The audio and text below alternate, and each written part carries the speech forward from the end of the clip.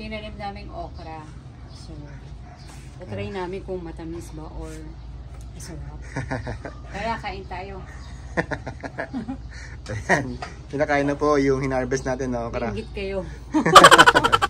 Pinilaga na at ngayon kinakain na syempre. Ito po ulam natin puro isda.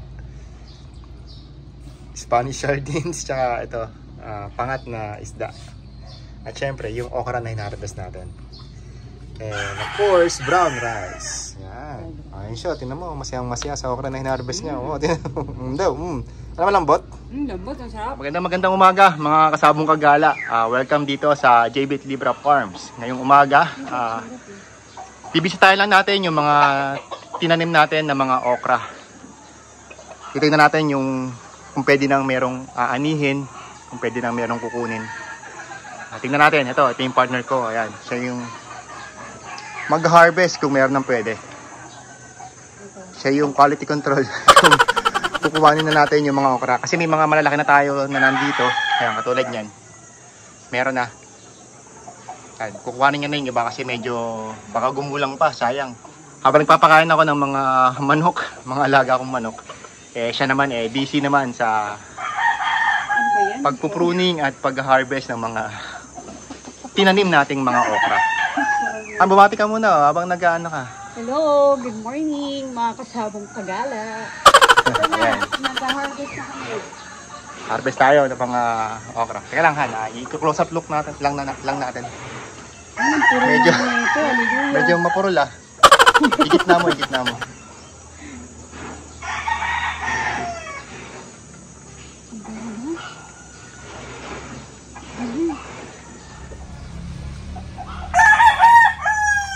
Ito medyo malalaki na to. Sobrang haba na. Hindi ba magulang yan? Medyo mapuro yung gunting natin. Yan, medyo malaki. Ito na. Medyo malapit na. Okay, iba pa Han. Hindi, i-ano mo yun sa taas? Ito dating buto lang to, no? Ngayon nakakatawa dahil ang lalaki na. Sapaw lang to sa sinaing. Okay na to. Ilan na yan? Dalawa. Nakakailan na tayo? Ayun pa. Meron pa dito isa. Yung isa kinuha na natin kahit maliit. Pwede pa. Ayun o, malaki. Medyo maliit pa yan. Hindi, pwede na yan.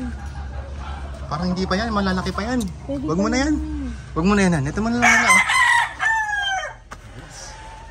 Medyo madulas yung putik. Ayun na, malaki. Ayun, malaki. Kaso masyadong big naman na yun. Ang hirap Yung medyo makati lang.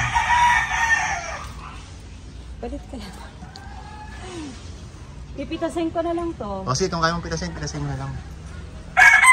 Kasi medyo niya kasi basa yan. Hindi basa-basa naman pipitas yan, akala mo. Basa yan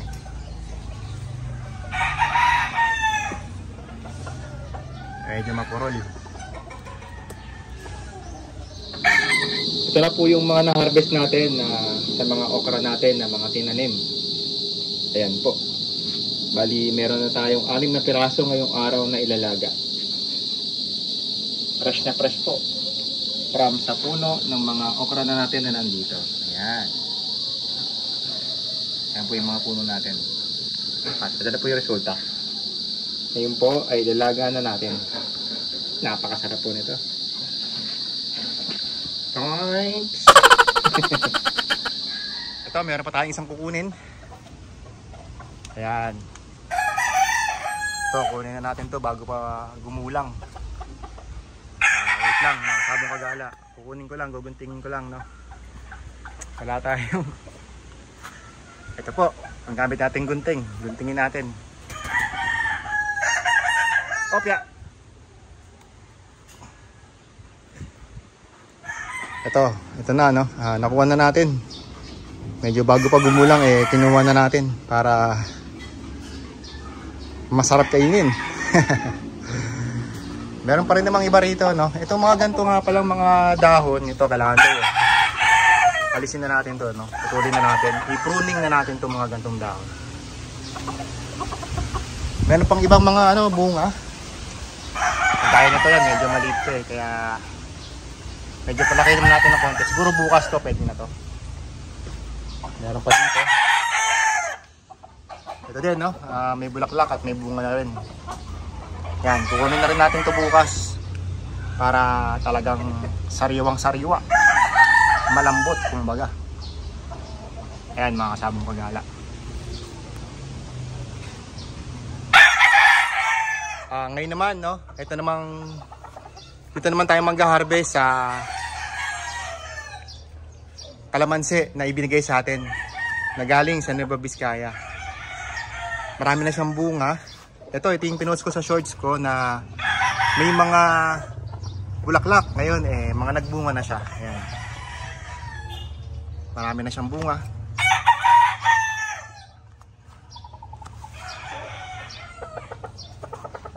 Kaya mga kasabong kagala, kaya kayo sa farm nyo, itry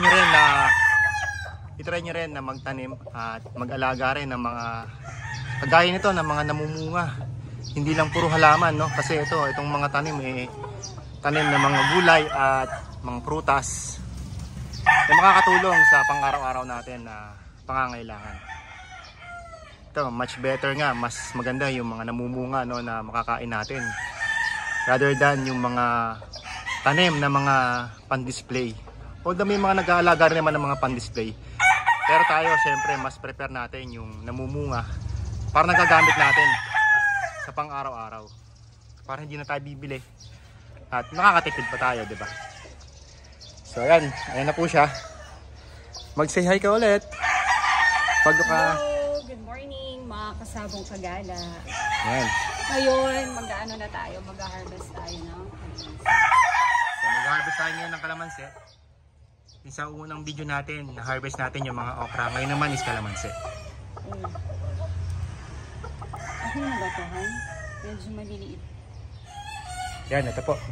Nagkakat na po siya ngayon ng ng bunga. Yan, pakita mo, Han. Yan. Nalagay natin here. Yan. So, meron pa ulit. May mga bulaklak pa rin, no? At may mga bunga. Yan. Ang maganda rito nga pala sa kalamansi, no? Kinakat ng gunting para hindi nasisira yung sanga. Ito, sama natin. At tutubuan pa siya ulit ng dahon. At syempre, ng bunga. Sige, Han, yung kung ano yung nakikita mong malaki, kunin mo na para pagbago na siya ng bunga ulit.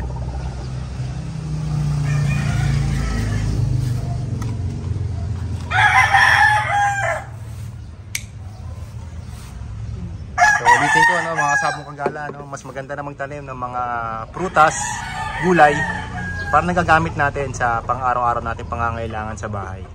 Bait pa ito, Han. Ito, para hindi tayo bibili. Ito, Han, malaki. Sa pila sa din. Ito, isang piraso pa lang to na kalamansi, no? Ito yung inuwi natin galing Nueva Vizcaya. Alagang-alaga to dahil nakita nyo naman.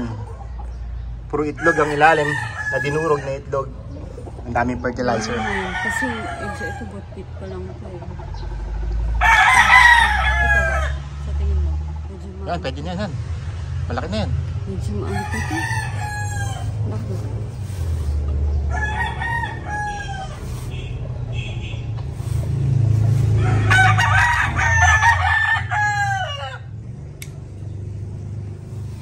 So ito na yung ganito karami na nakukuha natin sa isa pa lang na puno to, no? So bali 6 pieces pa lang, pero marami pa. Ayan, may mga bunga pa kasi yung iba maliliit pa. Hindi pa siya pwede kasi maliliit pa. Pero ito pwede na to kasi panong naninilaw na to. Hindi ba maliit pa ba yan? Maliit pa? Maliliit pa eh. So yun na lang muna. Abang pa tayo ng ano. Abang pa tayo ng ilang iba pa. araw. So, hanggang sa muli mga kasabong kagala. Mayroon nga pala tayong iba pa ng mga maliliit na mga kalamansi dito. Nag-invest tayo ng mga kalamansi, no, sa pagtatanim, na lilibang tayo sa pagtatanim ngayon at sa pag-aalaga syempre ng manok. Pero unti-unti nating ano, no, mag-invest tayo ng mga maraming tanim. Ito, kalamansi din to. Ito, isang kalamansi pa. So, kalamansi, paparamihin natin. So, hanggang sa muli mga sabong kagala, no? The next video. Shoutout nga pala sa mga subscribers na laging nakasuporta sa suporta. Maraming salamat sa inyo. And God bless. Ayun siya, tinan mo, masayang-masaya sa okra na hinarvest niya. Oh, tinan mo, daw. Alam mo lambot? Lambot, ang sarap. Oo, masarap daw. Mga ilang araw ulit mag-harvest ka para mailaga natin. Tamis. At makapagdala tayo sa sa church. Sana dumami. Matamis? Mga sabong kagala, maya ulit. Kakain na rin ako kasi nakakatakam yung pagkain. So, see you again. God bless.